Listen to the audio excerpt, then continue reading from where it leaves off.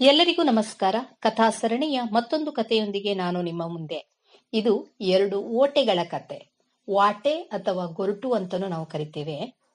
ಒಮ್ಮೆ ಒಬ್ಬ ಗೃಹಿಣಿ 2 ಮಾವಿನ ಹಣ್ಣಿನ ಓಟೆಗಳನ್ನ ತಿಪ್ಪೆಯ ಮೇಲೆ ಬಿಸಾಡ್ತಾಳೆ.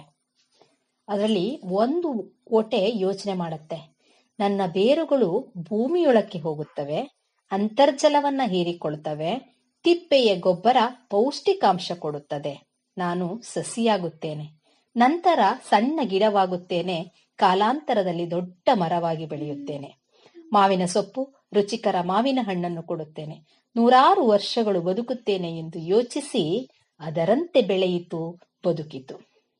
ಆದರೆ ಪಕ್ಕದಲ್ಲೇ ಇದ್ದ ಮತ್ತೊಂದು ಓಟೆ, ನನ್ನ ಬೇರುಗಳಿಗೆ ಅಂತರ್ಜಲ ಸಿಕ್ಕದಿದ್ದರೆ, ಪೌಷ್ಟಿಕಾಂಶ ಸಿಗದಿದ್ದರೆ, ಗಿಡವಾದಾಗ ಕುರಿ ಮೇಕೆಗಳು ಬಂದು ತಿಂದು ಬಿಟ್ಟರೆ, ಮರವಾಗಿ ಹಣ್ಣು ಬಿಡುವಾಗ ಜನ ಹಣ್ಣು ಉದುರಿಸಲು ಕಲ್ಲು ಹೊಡೆದರೆ ನನಗೆ ನೋವಾಗುವುದಿಲ್ಲವೇ ಎಂದೆಲ್ಲ ಯೋಚಿಸಿ ಬೇರನ್ನು ಕೆಳಗೆ ಬಿಡದೆ ಮೇಲೆ ಸಸಿಯಾಗಿಯೂ ಬೆಳೆಯದೆ ಹಾಗೆಯೇ ಉಳಿಯಿತು.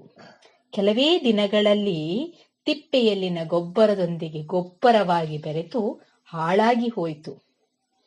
ಮೊದಲನೇ ಓಟೆಯ ಮನೋಭಾವ ಸಕಾರಾತ್ಮಕ, ಎರಡನೇ ಓಟೆಯ ಮನೋಭಾವ ನಕಾರಾತ್ಮಕ. ಸಕಾರದ ಓಟೆ ಬೆಳೆದು ದಶಕ ಕಾಲ ಉಳಿಯಿತು. ಆದರೆ ನಕಾರದ ಓಟೆ 1-2 ವಾರಗಳಲ್ಲೇ ಮರೆಯಾಗಿ ಹೋಯಿತು. ನಿಜ ಜೀವನದಲ್ಲೂ ನಮ್ಮ ಬಳಿ ಬುದ್ಧಿವಂತಿಕೆ, ಜ್ಞಾನ, ಪ್ರತಿಭೆ, ಅವಕಾಶಗಳು ಎಲ್ಲವೂ ಇರಬಹುದು.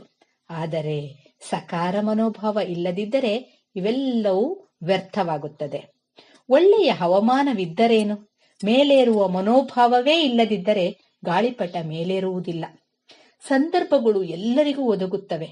ಸಕಾರದವರು ಅವಕಾಶ ಹುಡುಕುತ್ತಾರೆ, ನಕಾರದವರು ಸಂಶಯಿಸುತ್ತಾರೆ.